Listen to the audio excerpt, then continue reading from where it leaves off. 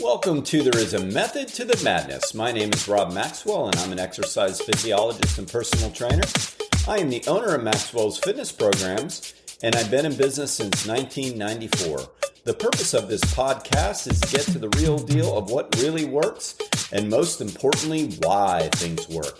Hence the name, There Is a Method to the Madness. Before I get started today, let me thank Jonathan and Lynn Gilden of the Gilden Group Realty Pros.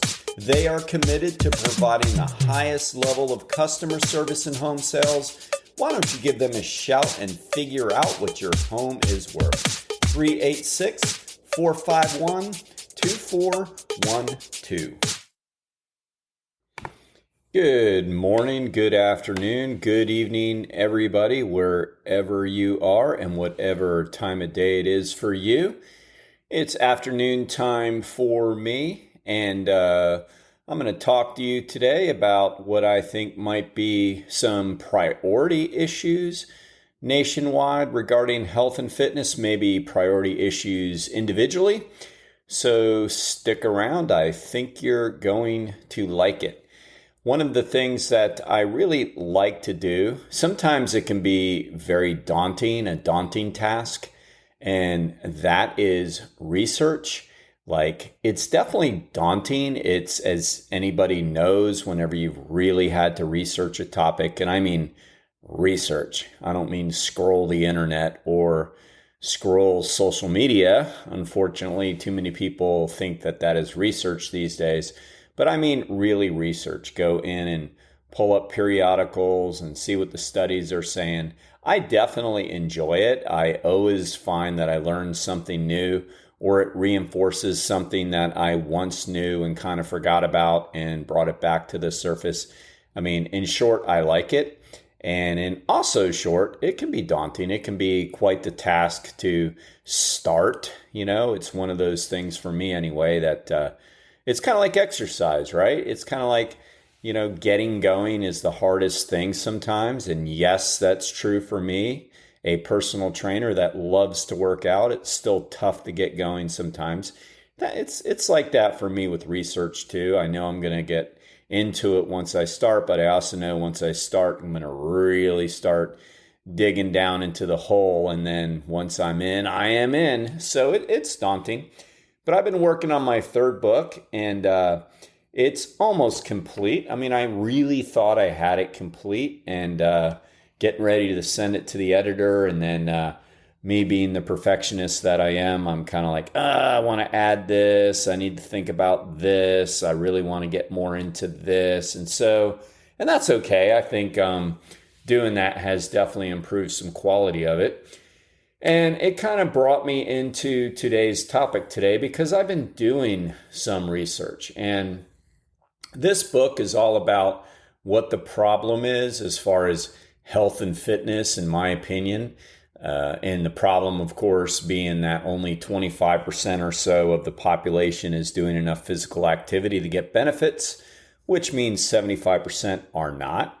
And the problem also is that we in the health and fitness industry, according to the ACSM, they made a very good statement, stated that we're really good at helping fit people get more fit, and we're really good at getting healthy people to get healthier, but we haven't been so good at helping the unfit or the less fit get equally fit or average fit, and getting the less well to become healthy.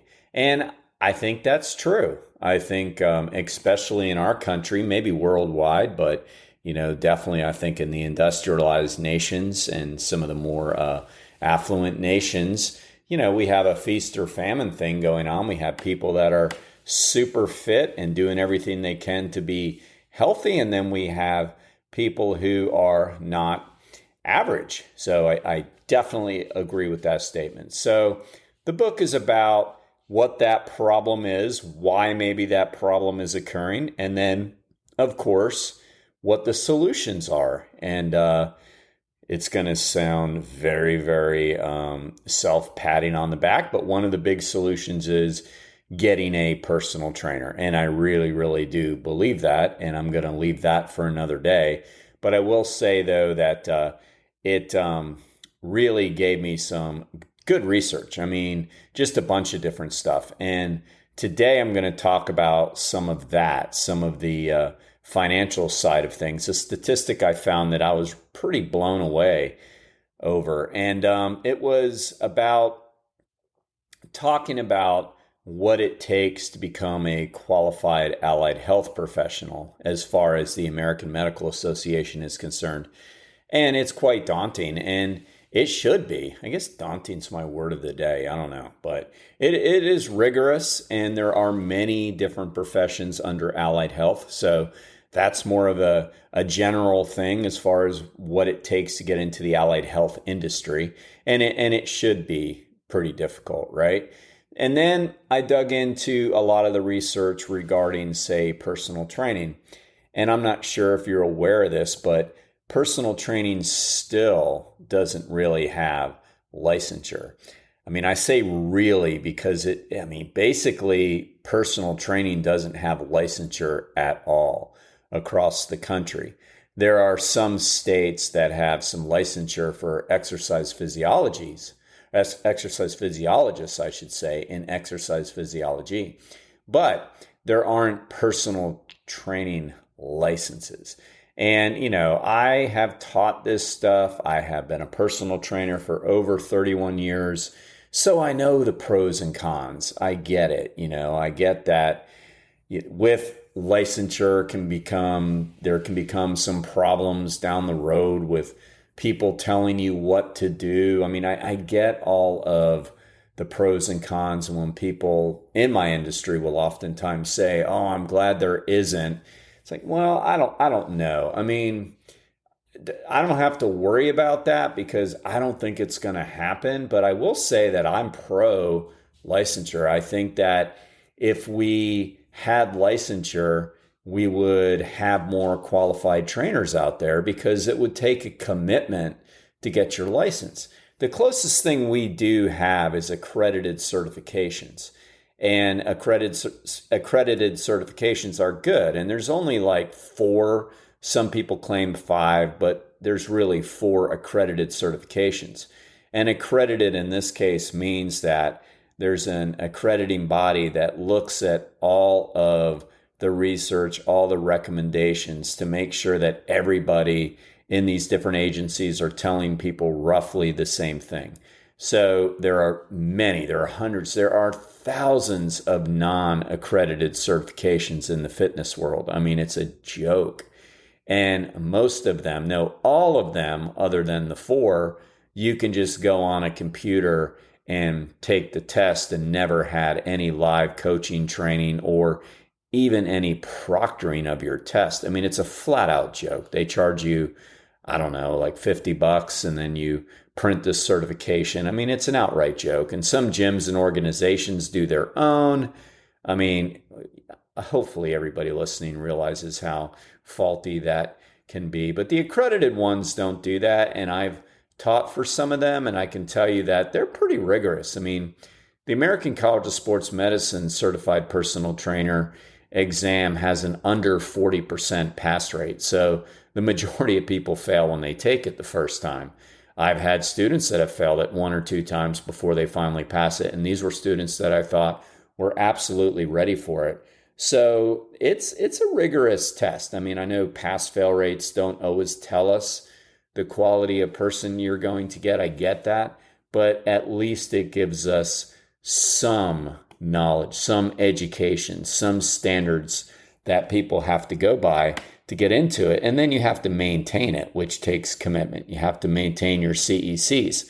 So that's that with the certification and licensure. Again, certification is great. I think it's better than nothing. I wish we had licensure, but we don't.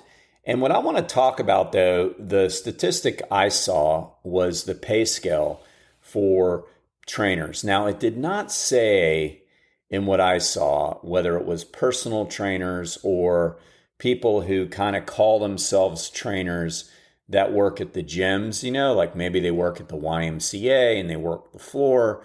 Maybe they work at LA Fitness. Maybe they do some personal training and then maybe they do some training for the gym. It did not say. But what it did say was the average yearly salary for somebody who calls themselves a fitness trainer is $46,000 per year. Now, what it went on to say, and this is in today's economy, it's actually, it's today's economy. This is in the latest, actually November, December ACSM Journal of 2024. So we're talking 5 months ago. So yes, this is the latest information. That is only going to sustain a person in one state in the United States, and that state happened to be Mississippi. This is by no means a slam on Mississippi.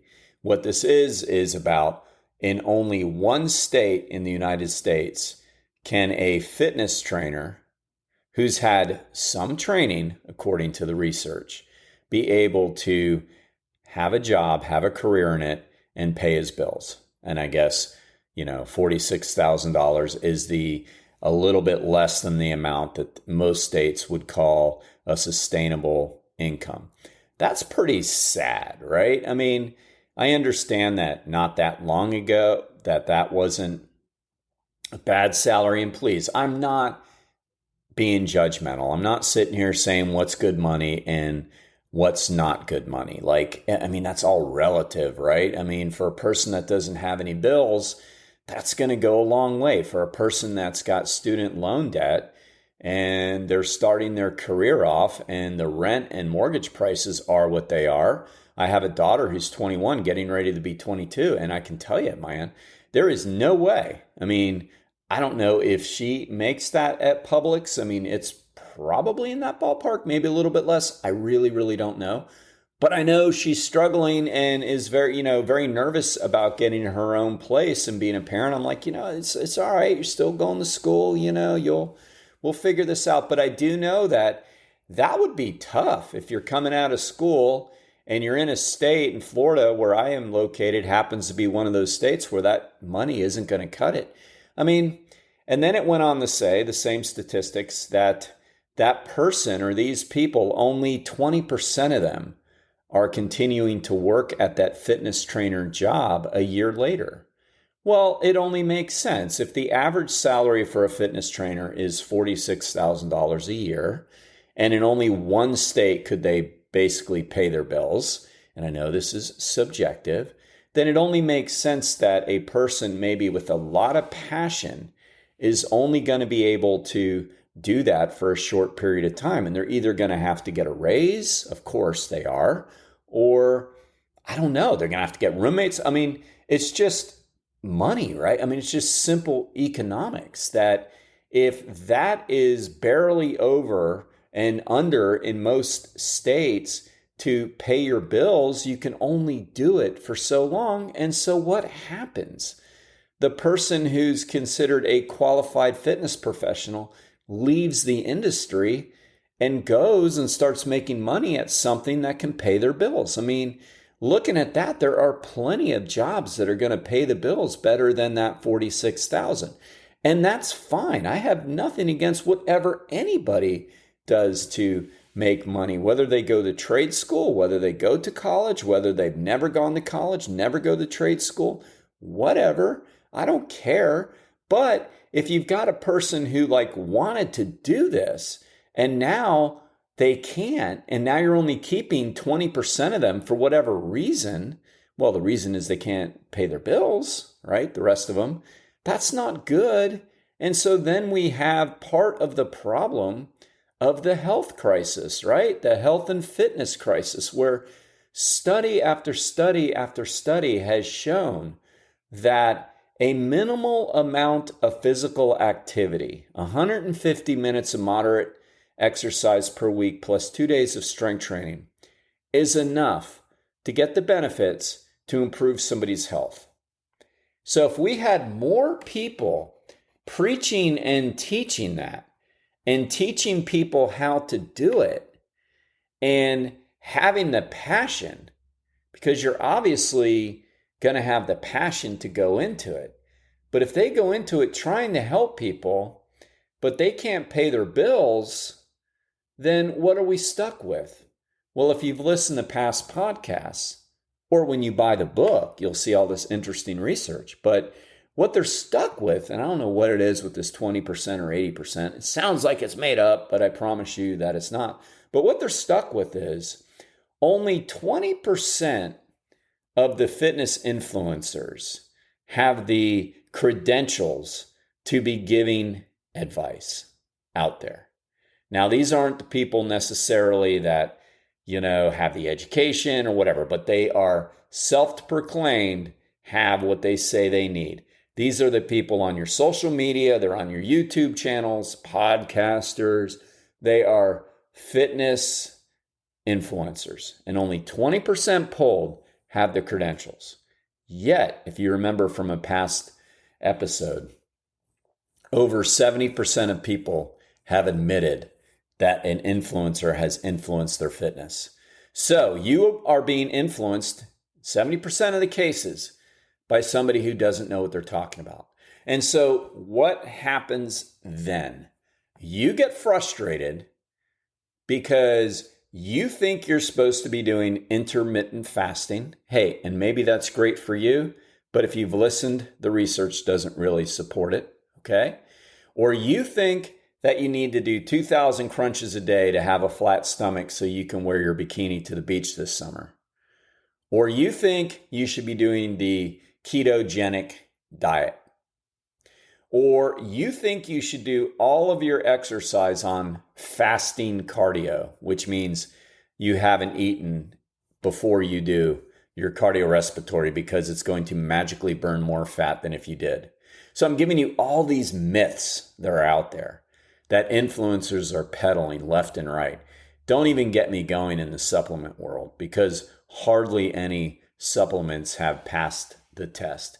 So you're buying supplements, you're buying BS, you're going out there, you're trying these things, it's not working, you're getting frustrated, you quit, you go back to your old lifestyle, and then that's why we have only 25% of the people doing the minimal amount of exercise to get benefits. Don't you see the cycle? So what can you do about it?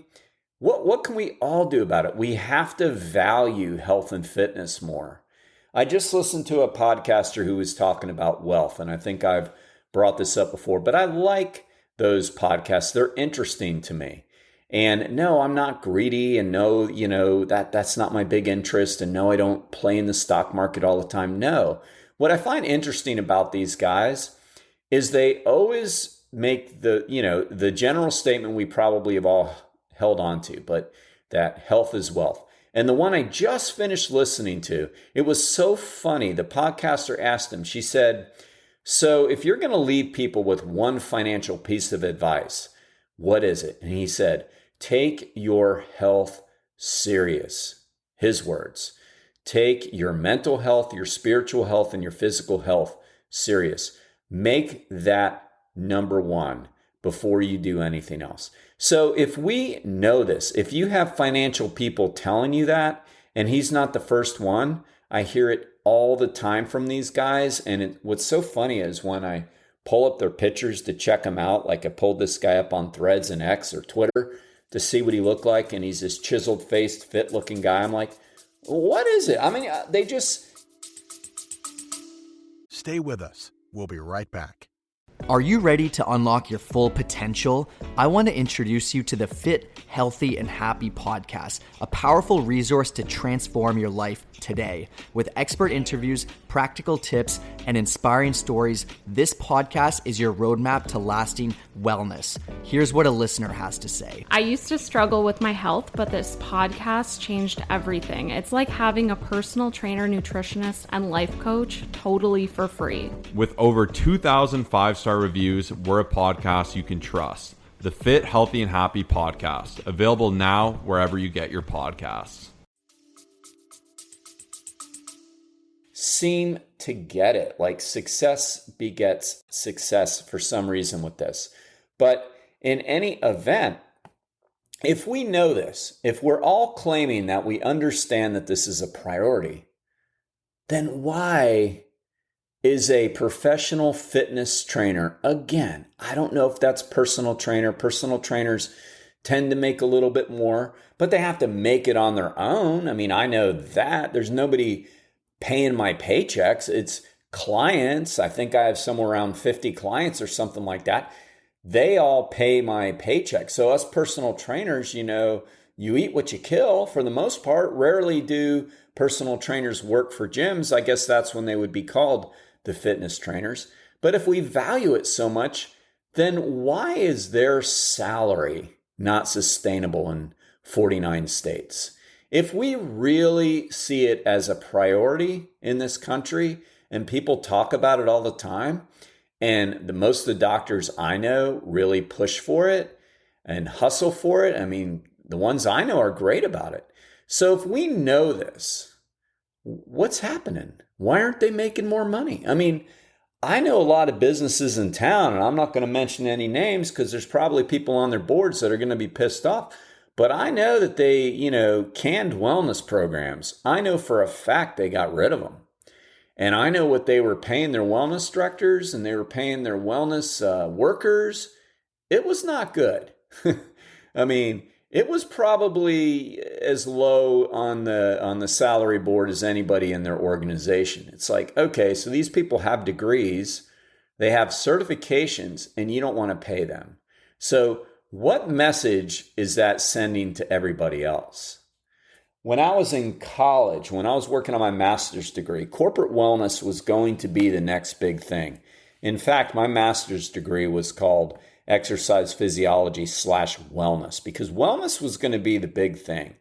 And a lot of the people, the students my age, older, younger, whatever, went into graduate school thinking they were either going to go out on their own or become wellness directors for hospitals, for private businesses. I mean, it was big. Coors, the beer company, had a big wellness department, believe it or not. The guy out in Colorado, I don't even know if they're still in business. I have no idea. But I know that he had a personal passion for physical fitness, and he had one of the best facilities and paid the best money. Disney had a huge wellness program. There was wellness programs in Winter Park in Orlando. Like, it was really, really big. Some companies called it work hardening programs. And a lot of the physical therapists that I knew started working in that, and they were pushing exercise physiologists in that direction because you worked for companies like UPS, mail companies, nowadays I guess it would be Amazon, but you worked for them to strengthen their employees that work in the warehouses. I mean, that is great. That is like great programs, and they were getting paid decent, and then they weren't. Companies quit investing in the wellness movement, even though research and studies have shown over and over and over that a healthy and well employee misses less work, is more productive, and costs the company less in medical insurance and medical bills. So they know that, but then it comes to, okay, so we've got to hire Jane, who has a master's degree in exercise physiology from University of Florida. I'm a UCF guy, but I'm just throwing Florida out there because they have a phenomenal ex-phys program. So we're going to hire her. She's one of the best. And she's going to run our program, and she's going to hire a small staff to help her run the gym and do, say lipid profiles, through the doctor's prescriptions, all this stuff, whatever. She's going to be the wellness director. But you know what? We're going to have to pay her $75,000 a year, to do this. You're going to see companies go, oh, we are. Well, yeah, but if you do this, then you're going to get this back in all of your 1,000 employees. It's going to cost you less to do this. They're going to not call in sick as much. They're going to feel happier. They're going to do a better job, because they're more fit. I mean, studies have shown it over and over. And then, of course, down the road, they're going to be way more productive, and hopefully they're still working for you. And if you took care of their wellness or helped them take care of their wellness or gave them opportunities to take care of their wellness, they probably are still working for you. Oh, well, you know what? We'll do that next year. I mean, this is what happens all of the time. And I'm just giving that scenario out there. Why don't we value it more? One of the guys I listen to, a motivational speaker kind of guy, he always says, it's not really a principle of yours unless it costs you money. I mean, isn't that so true? Somebody will say, oh, I really, really believe in this. It's a big principle of mine. It's like, okay, so, it's going to cost you this much. It's like, well, I mean, it's great for somebody else. I mean, you see where I'm going with that. I mean, is it really a foundational principle that we should all be thinking about? I mean, the clients that I have, I know they value it. They pay the money because they know it helps them. A lot of them know what they're supposed to be doing, but they don't do it. And they know that about themselves. So they're like, I'm going to pay so this person can tell me what I should be doing. And then they're going to help me do it correctly. And I don't see this as like a terrible expense. I'm paying into my health. That's the conversations I have with clients. I can't really ever remember a time. There's probably been a couple times where somebody was, kicking tires somewhere at a place and was talking to me about personal training, which I never solicit when I'm out public or even at events. When I go speak places, I still don't solicit. It makes me feel very uncomfortable. Like I just don't do it. And literally it makes me feel uncomfortable. And I do all I can to, if I think somebody's getting ready to ask me if I'm taking any clients, I'll change the subject or walk away. That's how uncomfortable it makes me. Number one, because I rarely am taking new clients. And number two, it's just not a good place to do that. I want somebody, to have taken the time to think about it and call me, not, I sparked motivation for them and now they're going to come up and kick tires and ask some questions. But obviously, if they do, I'm going to politely answer questions. But maybe occasionally there's been that case where they'll ask me and I'll say, oh, it's this much. Oh, yeah, that's a little, that's a little much out of the budget. It might happen then.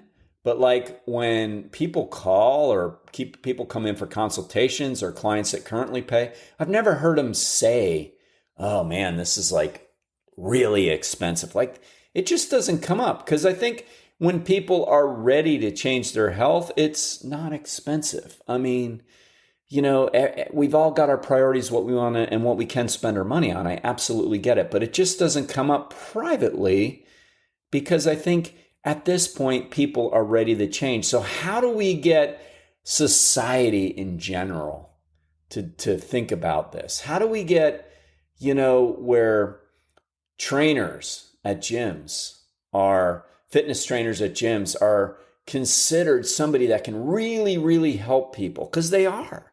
If they have their credentials, they can. They're on the front lines. They're the ones out there that can give you the right advice or the wrong advice. And guess what, people? If they make crappy incomes, you're not going to get people who are motivated and passionate to help you because they didn't go into the field. They realize they can't do it. I know a lot of people that's the case, that they know more than the trainers working out there and they chose to go into a different career because they couldn't pay the bills for them. I have a lot of friends like that. I got friends with exercise physiology degrees that are working as insurance salesmen or selling real estate. So, how are we going to put our money where our mouth is in this country and understand that if we really, really, really value it like we say we do, how are we going to really, really value it? All right.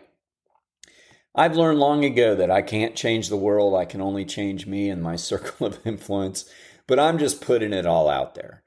And, the way I try to help is I try to educate people. I try to encourage young people who have good physiques and are passionate about health and fitness to go into the industry and try to make it. That's how I do it. And I have taught sports medicine before, and I can proudly say that I have a lot of students out there, at least 10 in the area, that are out there making a living. And I'm very proud of that because they're making a living.